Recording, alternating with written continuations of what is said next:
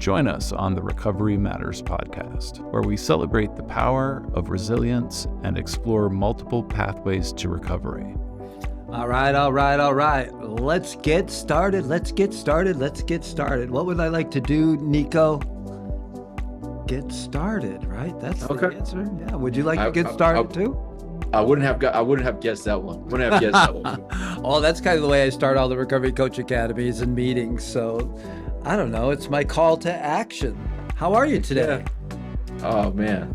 I am good. I got all my non-negotiables out of the way this morning, and we're on time for this call. So far, we're firing on all cylinders. How are you? I'm excellent. Hope to get a little better. But in the words of Art Woodard, I am well enough. So every day in recovery, I'm just grateful. So that just makes me well enough to do what I need to do. And it's all about acceptance, right? So we're talking with Nico Morales, right? Owner of No Halo Speaking. And you're in Albuquerque, New Mexico. Born and raised. You ever been? No, but I've watched Breaking Bad twice. So you're on the Recovery Matters podcast. What matters to you about recovery? Do you want to start off with?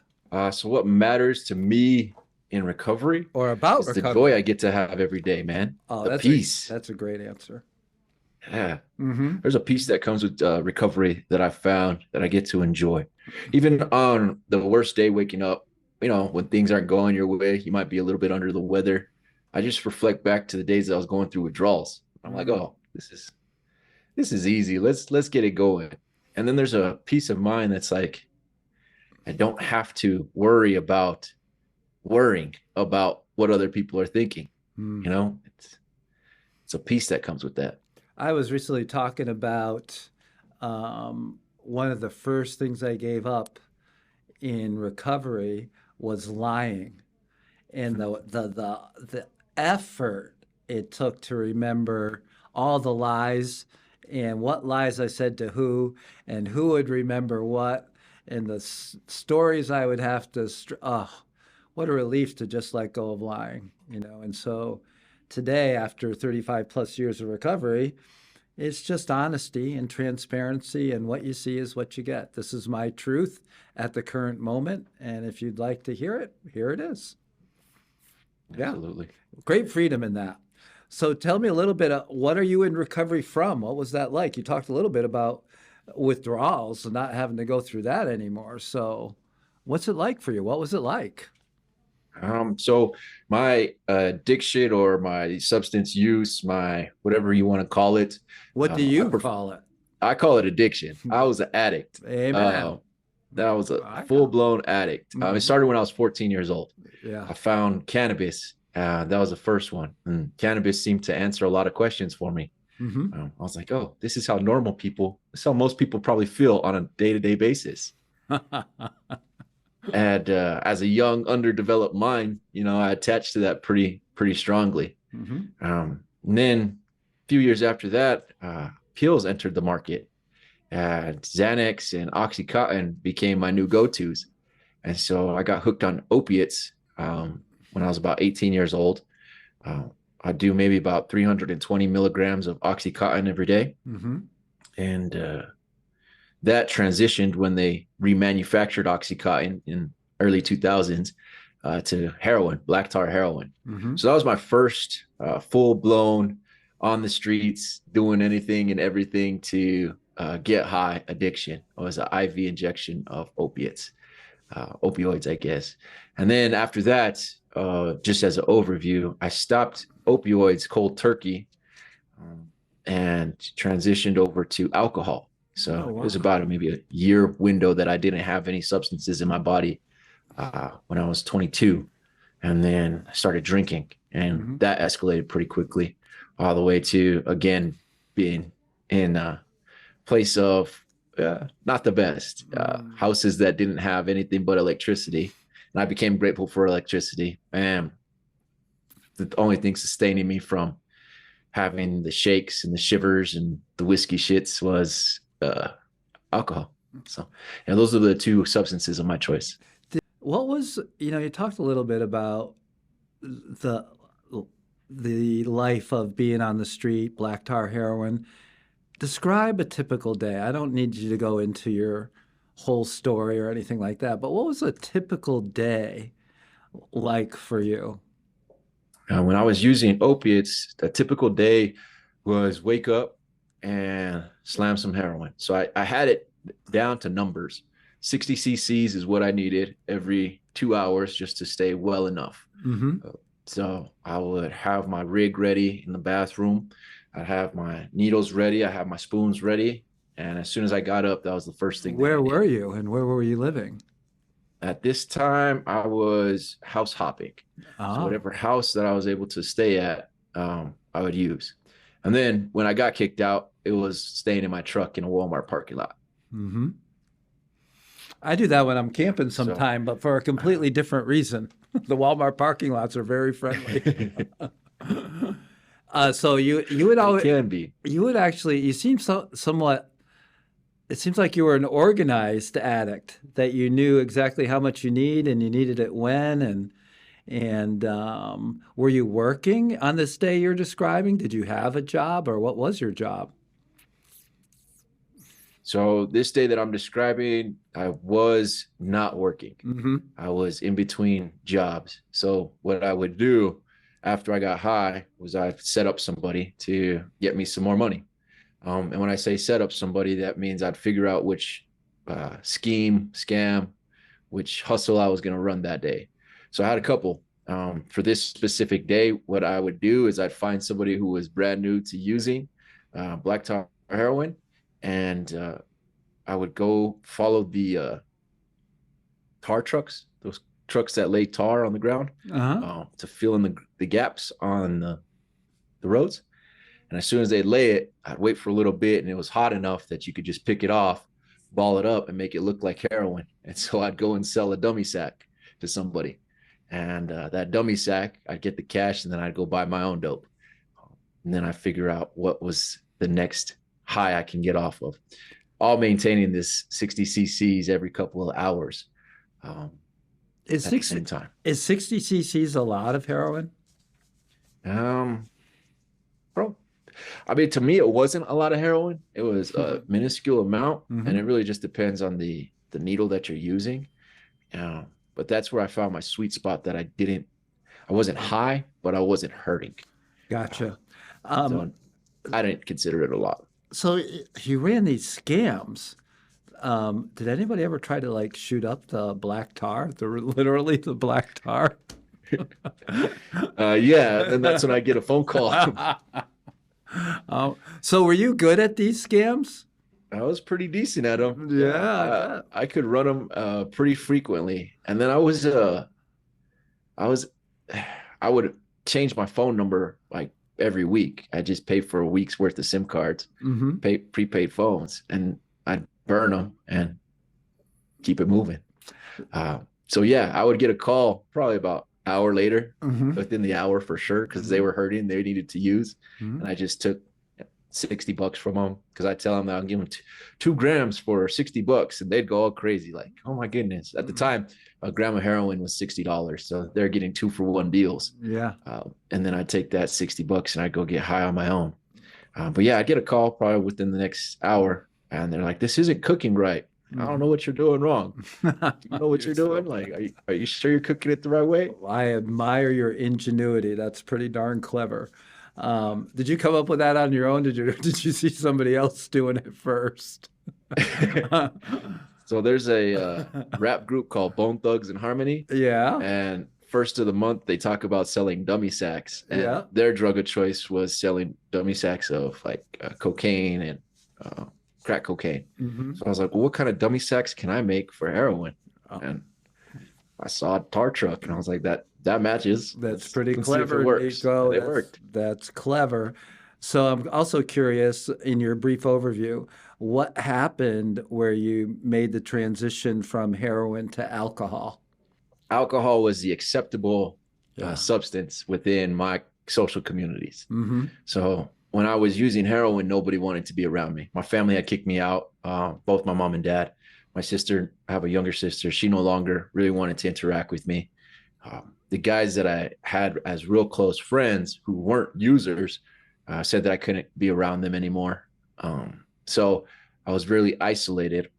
And when I stopped using, I got clean for maybe about 60, 90 days. And I showed back up and everybody was happy. They're like, oh yeah, you're doing awesome, Nico. You're doing great. It's so good that you were able to kick heroin. We're so proud of you. You want a beer? And I was like, sure, why not? I never liked drinking growing up just because of what I saw people do while they were drinking, what they would say while they were drinking, how much of a stupor they would get into.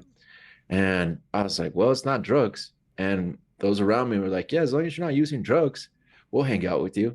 But everybody was drinking. And so that was the transition. Started off with tall boy cans of beer, and I drink those. And I was like, oh yeah, these make me feel semi all right. These make me feel semi normal. And then that escalated to 6-packs, to 18-packs, to 32-packs. And then I was like, yeah, might as well just get a bottle. And I drink a whole bottle. And then that escalated to drinking in the morning. And I like how you put that, organized addict, organized alcoholic. Yeah. 'Cause I had a system when I started drinking too. I drink a half pint in the morning just to get going. I drank a half pint on my lunch break, because at this time I had ended up getting a job as a call center representative. You sit and talk on the phone all day. Representative. All right. Yeah. And you need your half pint at lunchtime to continue making the calls, right? Gotcha. That's right. Or answering calls. Yeah. And then after work, I drink a pint before I went and saw anybody. And then I'd grab a bottle as if it was the only bottle that I had drank that day. Yeah. And how were you behaving? You were functioning okay? I was functioning well enough that people would accept my behavior. I wasn't functioning like okay where I knew I had an issue.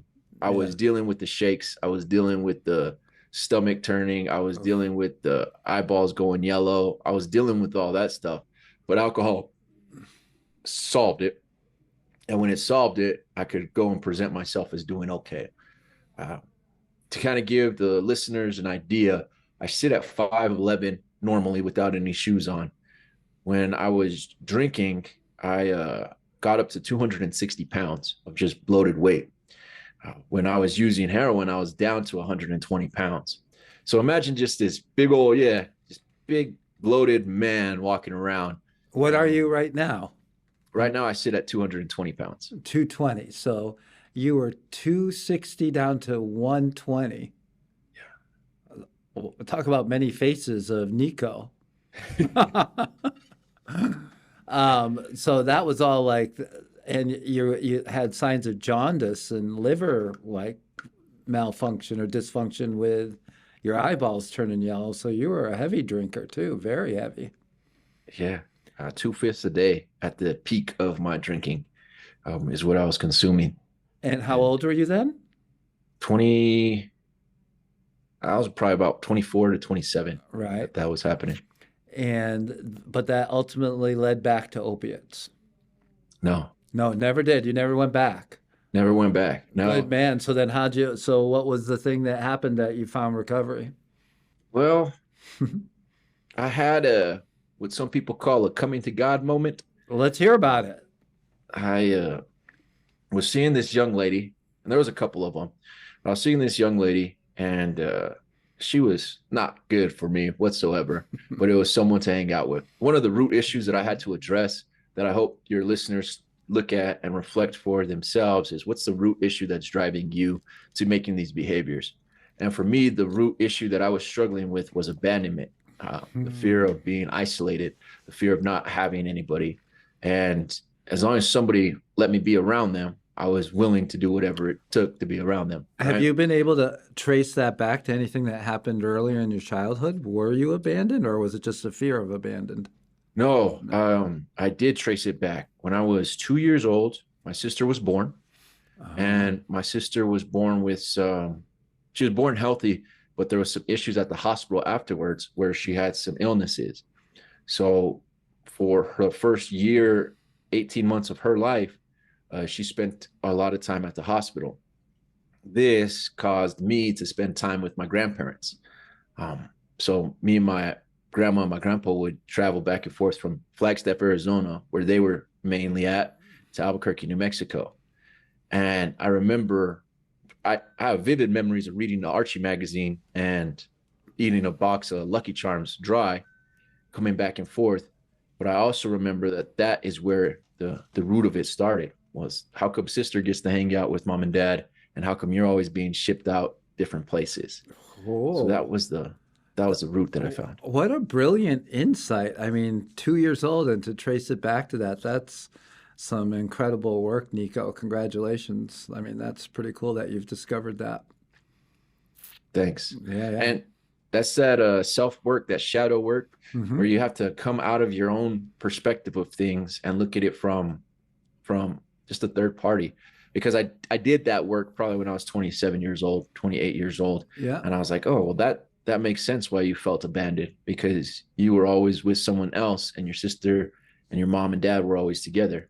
And then as I got older, my dad wanted me to spend time around his brother. So he would ship me out to wherever his brother was at, Texas, Georgia. So I'd spend the summers in different places. So just that feeling of not being wanted, the idea of not being wanted, started to develop. So this woman that wasn't good for you, she wanted you. And where did that lead to? That led me to doing a lot of dumb things.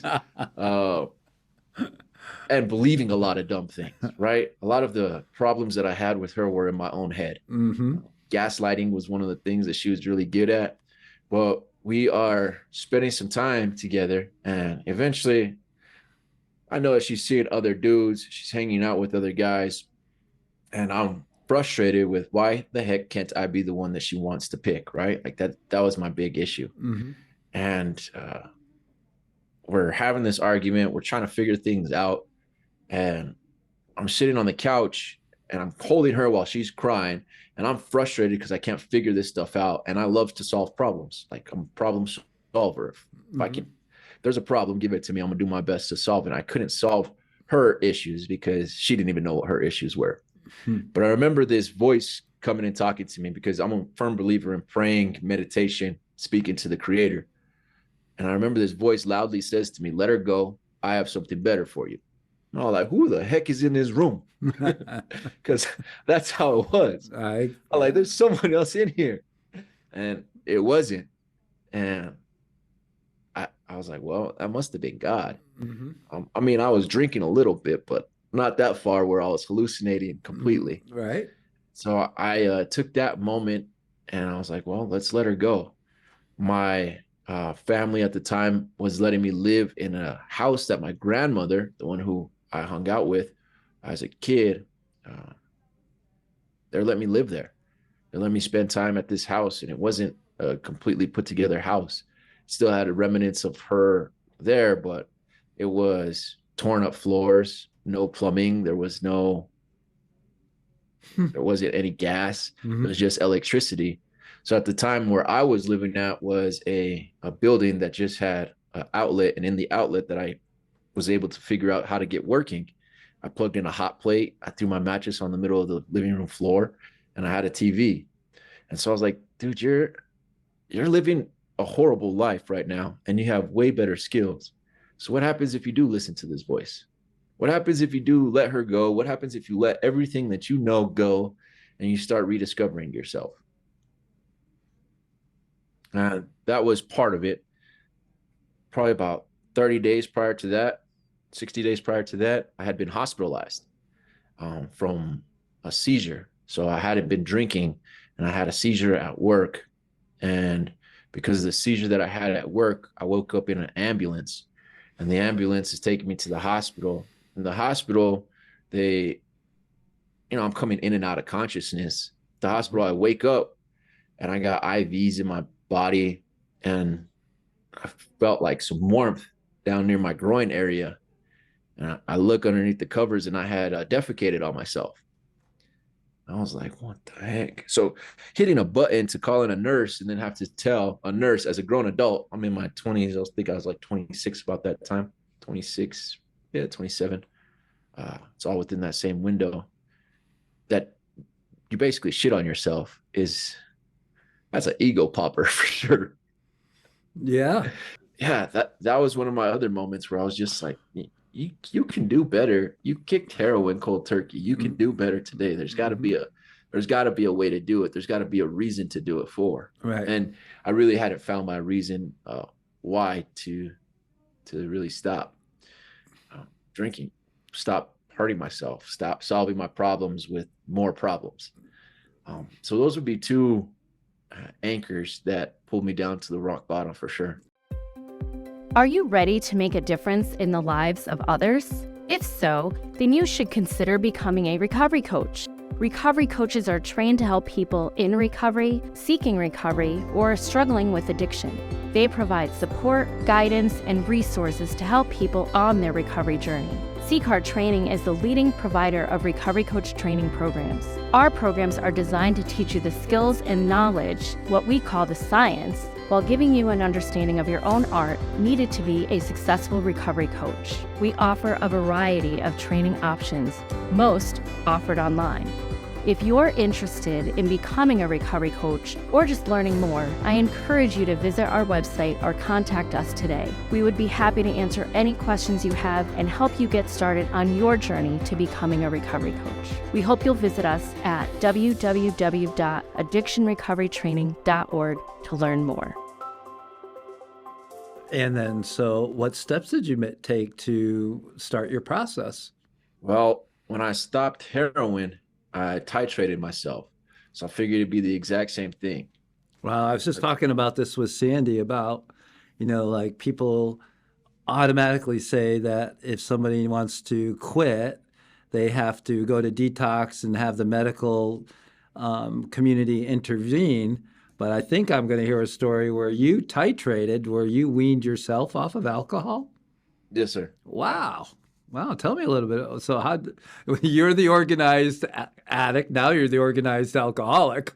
So I'm going to give myself this amount at this time, this amount at this time, was it over a week, 2 weeks, 3 weeks? How long did you take to it was probably over a month period. Yeah, 6 cool. weeks period. And you had it all planned out. Well, I was winging it, honestly. Did you? Good for you. All right. I like that. So I knew that my starting point was 2 bottles every day. That's what I was drinking. Yeah, that's a lot. Waking up, blacked out. I was hurting in the morning, vomiting blood. That's so frightening. Yeah, absolutely. It's frightening. And the bowel movement comes out black. And yeah. And you're bleeding there too. Yeah. It's scary. So I was like, well, this is my starting point. So it's way too much. What if you just knock off half of it? Can you go a whole day and just 1 bottle? That was my goal. Yeah. That didn't work. 1 bottle wasn't enough. I still felt the shakes. I didn't feel stable. And when you say a bottle, it's like a fifth. 750 milliliters. And what were you drinking? Of what? Admiral Nelson rum. Do you remember it exactly? Admiral Nelson rum. Okay. So you couldn't get to 1 bottle. So what so you do? I did a bottle and a half. Wow. And at a bottle and a half, I could function because I was still working at the call center. Amazing. They had given me an opportunity that I don't think most employers would give you, because they saw that I was having an issue. I passed out at work one day and they're like, yeah, you should just take a few weeks off. We're not going to pay you, but go take some weeks off. I'm like, all right, let's try to solve this. Yeah. It's now a big issue. So yeah, I started with cutting it into 3/4. And then I was determined to get down to just 1 bottle a day. So after I was well enough where I could notice myself, there's that tipping point when you drink, you feel it and you're just like, oh yeah, now I'm really drunk. I'm sauced up. I'm that desire point where you just want more and more. Yeah. When I started feeling that with the bottle and a half, I knew that it was time to reduce again. So that was after about a week and a half. I took the bottle and a half and I just started drinking a bottle. It was a bottle every day. I'd wake up and I'd pour me a couple shots, 2-3 shots to get going. And then my lunch break, pour me another couple shots. just to stay well enough. And that was my goal. Just stay well enough that it's not noticeable. Stay well enough that you're not drawing attention to yourself, but don't get so drunk that you pass out at work again. And afterwards, I had to fill my time. So after work, I would set in a routine like, Nico, you can't drink until after you do a workout. You got to do at least 10 push-ups. Wow. You got to do at least 10 body squats. You got to do at least 10 jumping jacks. And then you got to read something. You got to push it out 2 hours after you get off of work before you drink again. And so I started putting these non-negotiable tasks in before I would drink. And once I met those non-negotiable tasks, I would drink as my reward, but it'd cover me for a couple hours that I had to replace my time from drinking with. Taking walks was another thing that I would do. I really found that changing my physical state where I was at, like, was the most helpful for me to fill in my time. Move a muscle, change a thought. Yeah, good for you. And then I went from, when I got to 1 bottle, I was really excited. I was like, this is working. You can actually do half a bottle now. So I'd buy the bottle and it'd last me 2 days because I'd only drink half the bottle. And really what I began to do, what I noticed in my head was that I began to trust myself again, because I had lost a lot of trust in myself, in my own decision-making, in my own willpower. And because I lost that trust in myself, no one else could trust me. So when I told myself, Nico, you're only drinking a bottle, and I stuck to that, there was this confidence that was built inside of me. There was this momentum that was built, and I wanted to ride that as long as possible. And so when it was down to half a bottle and I'd have the half a bottle, I'd drink half of it. And one part of my mind would be like, just keep on drinking. I had to tell that voice, shut up. You're not allowed to talk anymore. Yeah. We're not listening to you. And I'd literally have those conversations, sometimes out loud. Sometimes they were just in my head, but I'd have those conversations with the voice that wanted me to continue doing things that I didn't want to do. And then I had a voice that was quieter, but it would promote me to do the thing that I did want to do. And that was way more difficult. That was the obstacle. And as I found myself listening to the lighter voice, overcoming that obstacle, I would gain more momentum. I'd feel better about myself. I was walking better. I was losing weight. I wasn't stinking all the time. My bowels started to actually look like bowel movements because I was eating correctly. And then it went down from half a bottle to a pint. I was just having a pint a day. And then again, this is about, let's say 6 weeks to 8 weeks process that I'm doing this. At the 8 weeks, there's this one day where I was just like, you don't even need the pint, bro. Like, you really don't. You don't need this pint. See if you can go a whole day without the pint. And I made the whole day without a pint. And I was like, holy cow, you got 1 day under your belt. Wow. That's amazing. Let's see if you can get some more hours. And just little by little, I'd stack hours on hours on hours until it was a whole week that I hadn't drank. And then a whole 2 weeks. And then, of course, I'd have a stumbling block. Let's be honest here. There would be situations where people would piss me off. Do you remember one in particular? Oh, yeah. Shorty hit me up. That girl that I was seeing. I miss you, Nico. No I want to hang out with you. Yeah. And I'm like, nah, you just want a free meal. That's all you want. Yeah. You want something that is not going to benefit me. Uh-huh. And instead of going and seeing her, I went and saw the bottle. Really? Yeah. And why do you, well, that's an interesting choice. Well, I could control the alcohol. I couldn't control her. Oh, I love your self-awareness, Nico. Like, that's an at that amazing. time, like, that's an amazing response. I couldn't control what she was going to do afterwards. Yeah. I could go see her. I could go spend the time with her, but that doesn't mean that she was going to stick around. Right. It doesn't mean that she was going to hang out with me more. Doesn't mean that I was going to get the affection that I needed. And even though alcohol was a bad choice, it was the best of the two bad choices. Well, it's fascinating too, because what it points to is that as alcoholics and addicts, we trust our substance, right?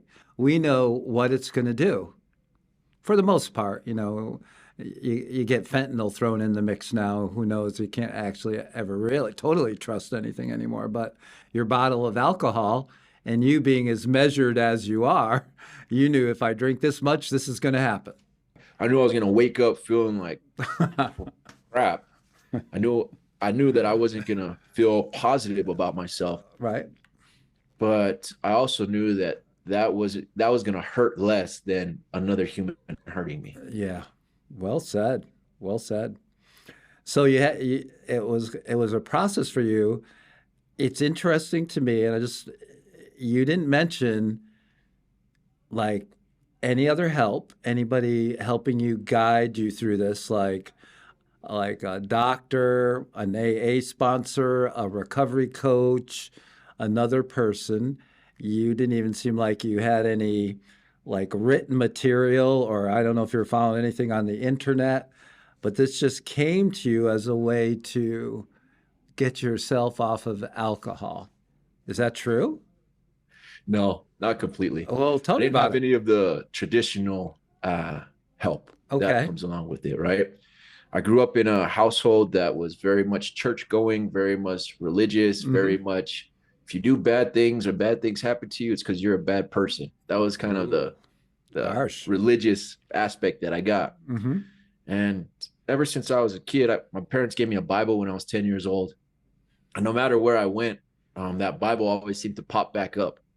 So it's funny that you say coach as well as a written document, because I use the Bible as my written document. Yeah, Like, cool. that's how I just read through Proverbs. I'd read through books to learn about these other people who overcome their own struggles. That's what I was looking for, people who could teach me how they overcame. And one of the things that I picked up out of all of them was that they had faith. And faith is a muscle, I believe, in our brains. Like, you have faith that the alcohol, the drugs are going to help you out. So that's why you use them. Or you can have faith that they're not going to help you out and there's something else that can help you out. Either way, it's the same muscle being used, being developed. And so that's one thing that I picked up. I was like, well, all these people have faith. So if I can have faith in something, then I can grow. And so that was a written document that I would have. I'd start to learn little tidbits from there, and I just take the ones that applied, and the ones that I didn't like or didn't seem to apply, I would just disregard them. Yeah. And then for my personal belief, there was the Holy Spirit, right? There's this greater being that gets to live not only around us, but in us. And that was my coach. That was the little voice that I would hear, that quieter voice that I would hear. And I would talk to it just like it was a coach. I grew up wrestling, so I knew what that player-coach relationship was. The coach was always watching for the next thing to come up. They're showing you your gaps. They were teaching you in the game, like yelling at things. Hey, you need to do this. You need to do this next. Watch out for this. And so that's how I kind of related that quieter voice, because my own spirit, my own mind was the louder voice that was like, no, go after the drink, go after the drink, go after the drink. And so I had to fight to have that quieter voice be the one that I focused on more. And I slowly just turned up the volume. I slowly tuned into that one more and more. And these answers that I was looking for, they would just come to me. Every time that I overcame the urge to drink, like I'd tell my body no, I'd tell my own mind, no, we're not doing that. And I'd sit quietly, that voice would be louder and louder, and it'd tell me the next thing to do. That's how I figured out, go for a walk. That's how I figured out, do the squats. That's how I figured out to change my physical state, because that's what that little voice was telling me. So I call it non-traditional, but I think it's one of the most traditional things out there. It's just not well recognized, because we have all of these, well, I'm not going to generalize, I'm sorry. For the organizations that I did try, they all told me that I needed to do it a certain way. And that certain way was, hey, you're helpless. You're always going to be helpless. You're never going to be better. And I'm like, why the heck would I want to do that? Like, I'm not going to volunteer that I'm helpless and I'm always going to be helpless. But I will say that I need help in this one area, and I can develop it so that I reduce the amount of help that I need on a consistent basis. So that was the kind of like spiritual side of it. But then practically, I would listen to personal development commentators. And one of the commentators that really spoke to me the most, his name is Dr. Eric Thomas. He goes by E.T. the hip hop preacher. And he comes across the YouTube one day and he's saying, "Thank God for Monday." I'm like, who the heck thanks God for Monday? Most people thank God for Friday. So who is this guy? Yeah. And I start listening to his thought process, his mindset on obstacles that we faced. And I start to shift my mind. Like, I became grateful for the experience of being abandoned. I became grateful for the experience of having the addiction. I became grateful for overcoming the obstacles of alcohol, because it's not just for me, it's for someone else to be healed from. And when I took that perspective, I was encouraged. I was like, yeah, there's someone else that I can help. Oh, for me, that opened up so many doors. So it was a combination of that spiritual aspect with the combination of a practical motivational speaker, teacher that I would listen to and apply the things that were applicable in my own life. That's pretty cool, because I think you and I, we definitely have the same coach, that small voice. It's worked for me for like 35 plus years and helped me all those years in countless situations. I mean, I've had the same experience too of getting a directive that makes no sense. The biggest one in my life is, I want you to walk the Appalachian Trail. And this was after I was recovering from stage 4 cancer. I said, "You want me to do what?" And 5 years later, I walked the entire Appalachian Trail. So, yeah, well, that's all spirit-led, spirit-powered. That's how I choose to frame that interaction. So, how long you been? Do you say you're in recovery? I've been personally developing. That's how I like to say it. I love that. So how long have you been personally developing? Well, your whole life, but I mean, since you put down alcohol, basically, roughly. I put down the alcohol when I was 27. That was 6 years ago.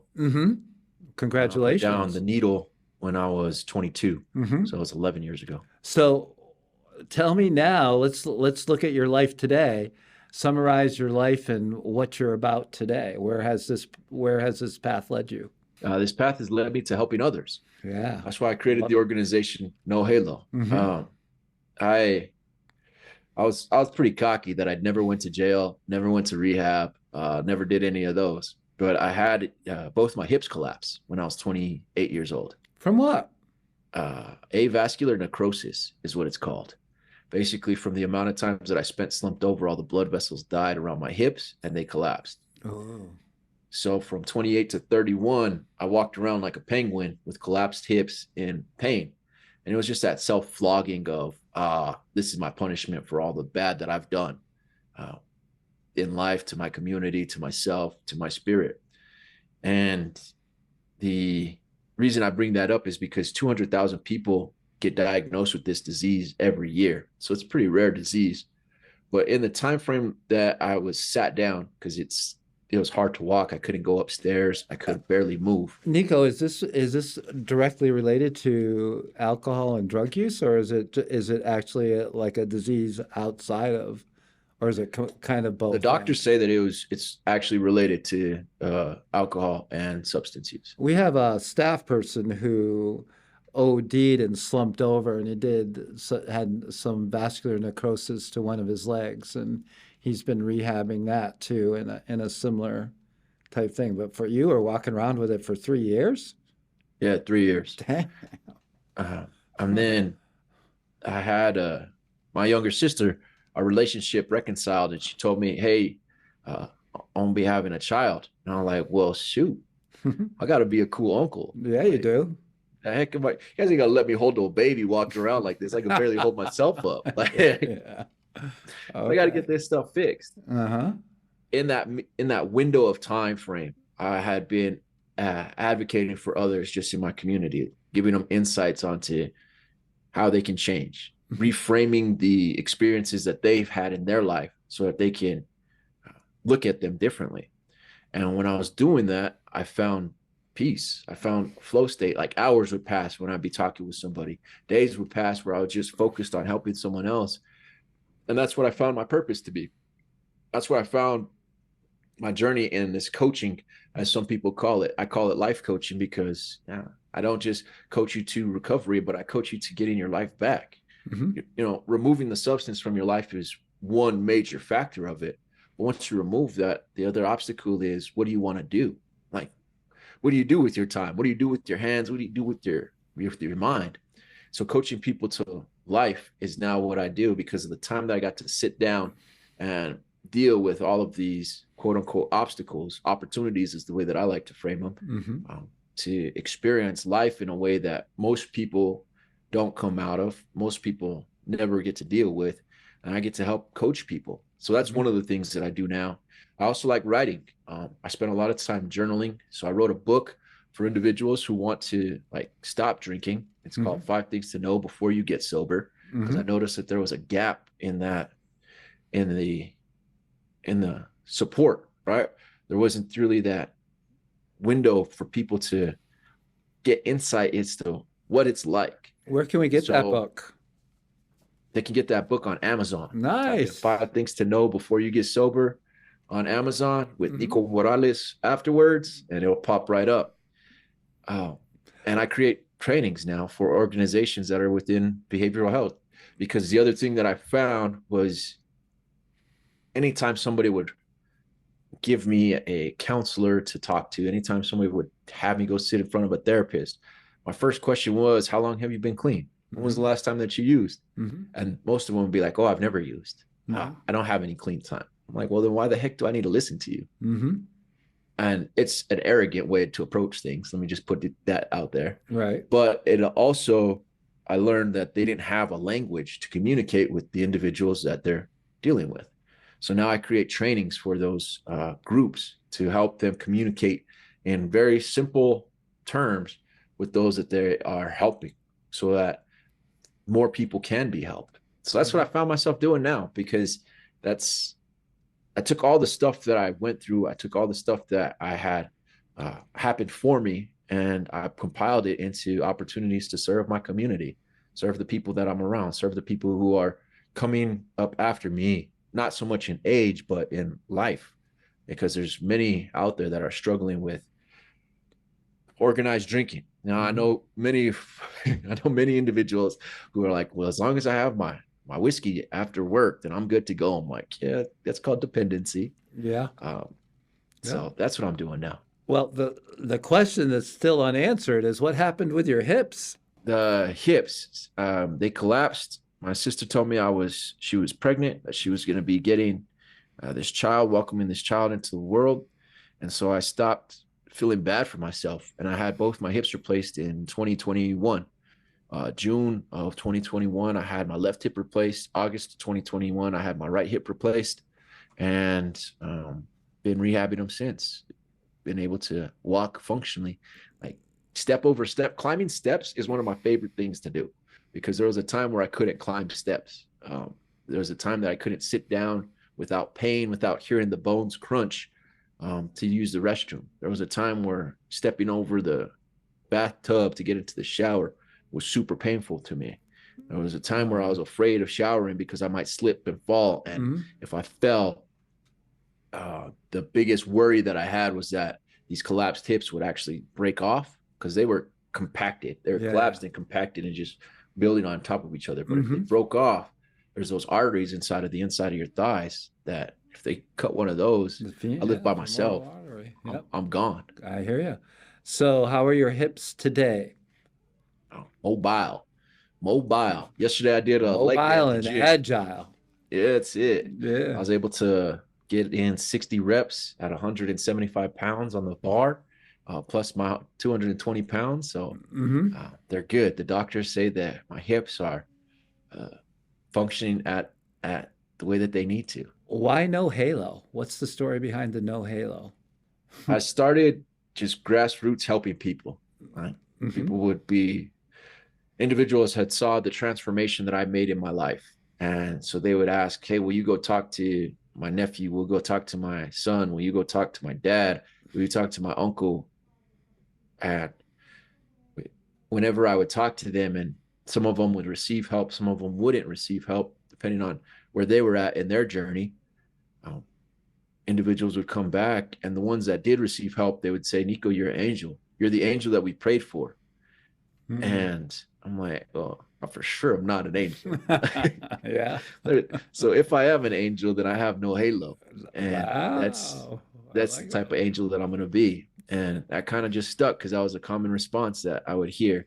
I grew up I still live in a very Catholic dominated environment. And so, Nihito, you're an angel for helping us. I'm like, no, if I'm an angel, I got no halo. Because I personally am grateful for where I'm at in life. I know that every day that I get is a day that I don't deserve, but it's a day that I'm grateful for.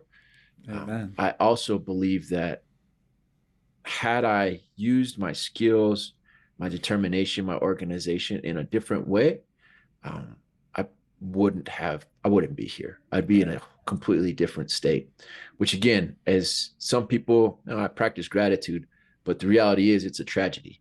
The opportunities that I was given, the opportunities that I had growing up, the environment that I grew up in, I had way more that I could have been doing had I not chosen to make the decisions that I chose to make. So for me, it's a tragedy. And I always like to remind myself, you know what? You're going to turn this tragedy into something great. And that's what No Halo is about. Yeah. That's the paradox of life recovered is it's a tragedy and a miracle at the same time. Absolutely. So congratulations to you.